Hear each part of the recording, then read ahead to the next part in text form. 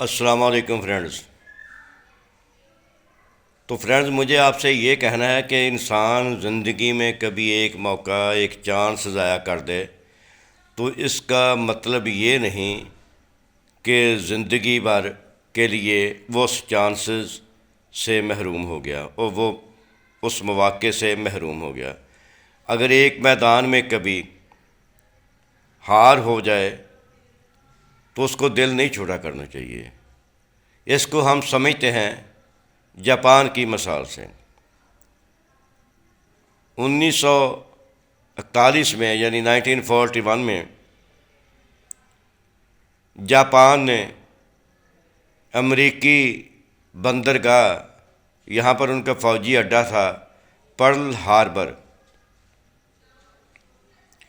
Japan نے اس پر حملہ کر دیا، اور حملہ کرنے کی وجہ صرف یہ تھی کہ امریکہ جاپان کی جو دشمن طاقتیں تھیں ان کو اسلحہ سیل کرتا تھا۔ تو امریکہ نے براہ راست اس کے بعد اس جنگ میں شمولیت اختیار کی۔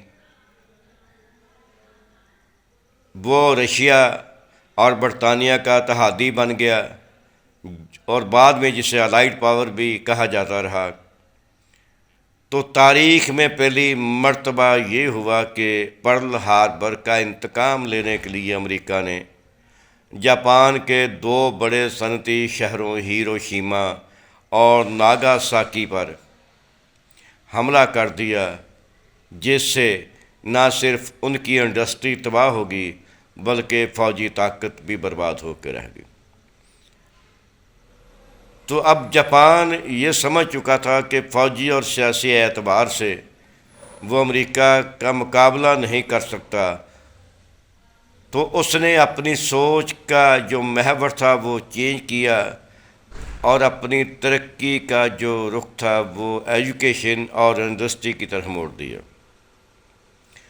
اور آنے والے 30 سالوں میں یعنی 45 میں یہ جنگ عظیم جو ہے ورلڈ وار فرسٹ ہوئی، تو اس کے 30 سال بعد یعنی تقریباً 1971 میں جاپان نے $6 بلین کی اپنی پروڈکٹس امریکہ کو سیل کی، جس سے امریکہ حیران رہ گیا۔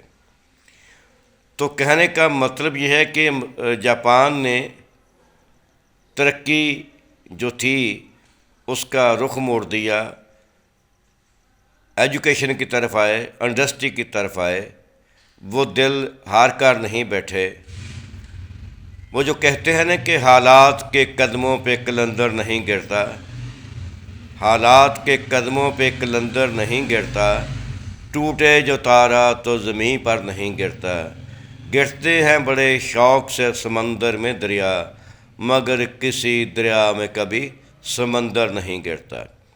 تو وہ حالات کے قدموں پہ جاپان گرے نہیں، وہ ایک زندہ قوم تھی، اور انہوں نے اس جو شکست و ریخت ہوئی تھی اس کا انتقام یوں لیا کہ اس نے اپنی ترقی جو تھی ایجوکیشن میں اور انڈسٹری میں بہت زیادہ کی۔ اور آپ جانتے ہیں کہ آج اس حوالے سے جاپان کس مقام پر کھڑا ہے۔